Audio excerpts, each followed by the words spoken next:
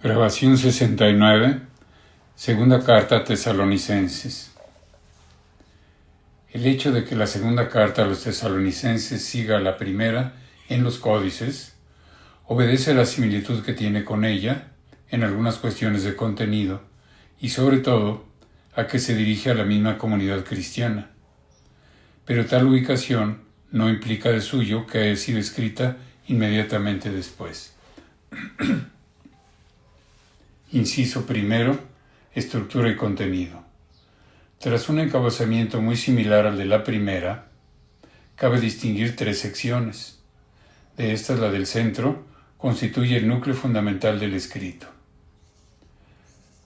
La primera parte comienza, como en la otra carta, con una acción de gracias a Dios por el ejemplar progreso de los tesalonicenses en las virtudes, para centrarse inmediatamente después en el tema de la retribución. El justo juicio de Dios, que en la venida del Señor Jesús premiará a los que trabajan por su reino y castigará a quienes se oponen a él. Capítulo 1, versículos 3 al 12.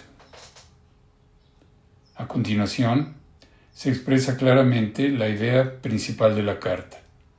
El día del Señor no es inminente, como ya lo sabían los tesalonicenses desde los orígenes de su instrucción cristiana. Capítulo 2, versículos 1 al 17.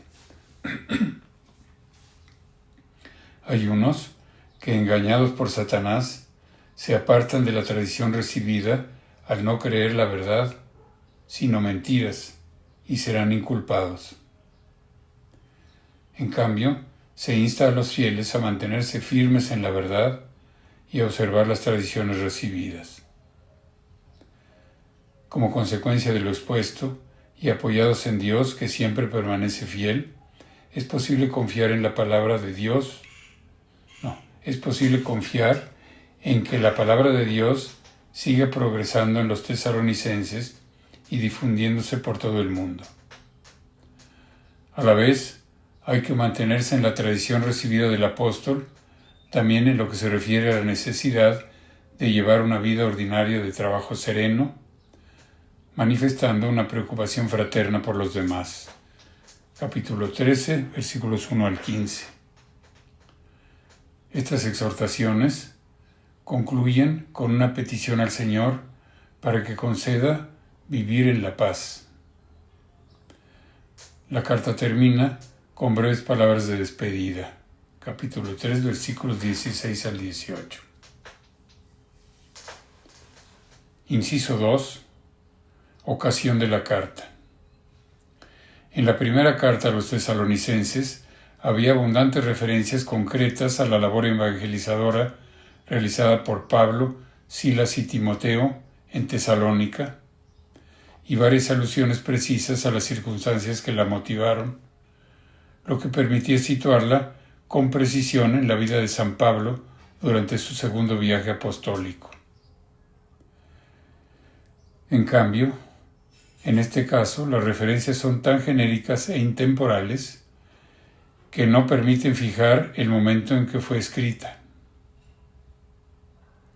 De una parte, se observa que las fórmulas del encabezamiento y el modo de estructurar las ideas, así como algunas alusiones concretas, son similares a las de la primera carta. De otra, también se pueden percibir algunas diferencias de matiz. En esta segunda carta se aprecia una preocupación mucho mayor por dejar claro que la venida del Señor no es inminente. También se insiste varias veces en la necesidad de mantener las tradiciones recibidas de Pablo, cuestión a la que no se aludía en la otra carta.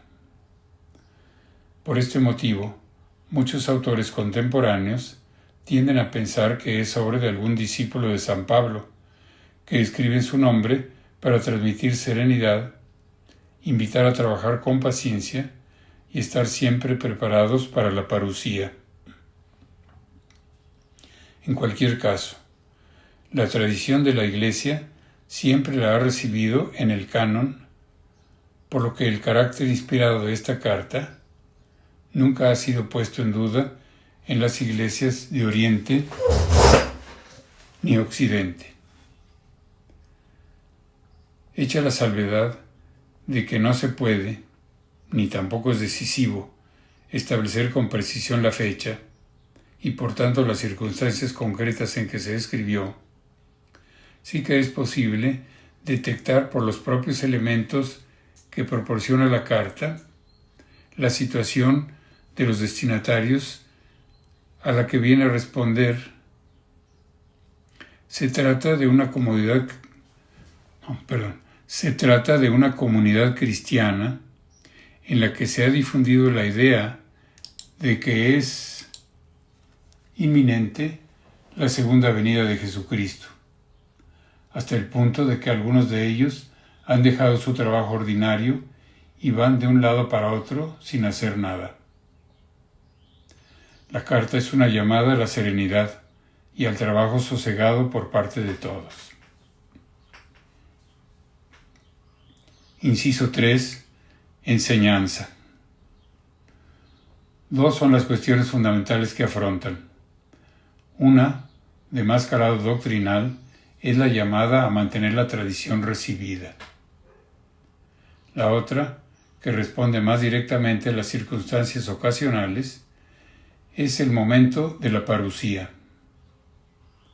Un análisis de la estrategia retórica de esta carta pone de relieve que su objetivo fundamental consiste en disuadir de la idea de que el día del Señor está al llegar y persuadir a mantener la tradición paulina. La parusía.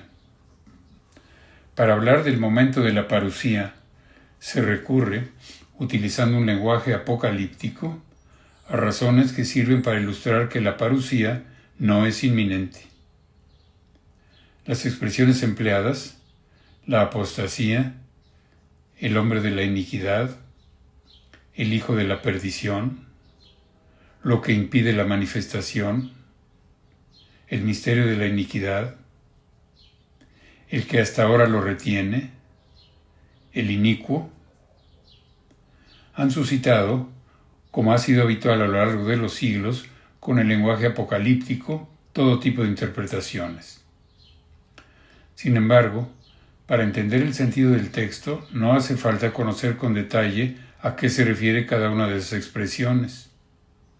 El mensaje queda expuesto de modo suficientemente claro. No hay que inquietarse ni alarmarse, como si fuera inminente el día del Señor.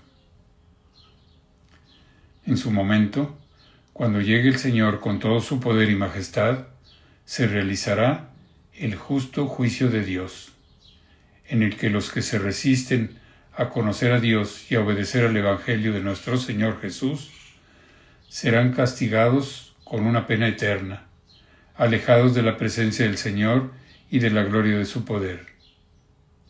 Mientras los que han padecido por ser fieles a la doctrina de Jesucristo serán tenidos por dignos del reino de Dios. Tradición y vida cristiana. Uno de los argumentos de fondo más empleados en la presente carta es la llamada a rememorar los orígenes y a tener muy en cuenta lo recibido en la tradición apostólica.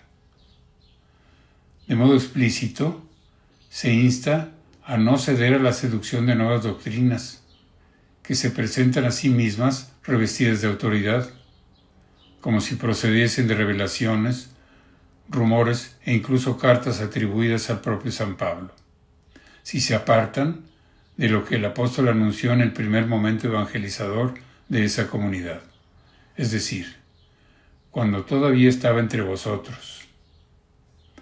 De ahí la amonestación a observar las tradiciones aprendidas. Y esto no se refiere solo a la doctrina, sino también al modo de comportarse, pues vosotros sabéis bien cómo debéis imitarnos. Por eso son reprobables aquellos que no se comportan conforme a la tradición que recibieron de nosotros. La tradición paulina es por tanto regla de fe y criterio para la acción. Por eso, en la oración se pide al Dios que ama y consuela a sus elegidos la debida firmeza para perseverar en el camino recto, que consuele vuestros corazones y los afiance en toda obra y palabra buena. Fin de la grabación de la segunda a los Tesalonicenses.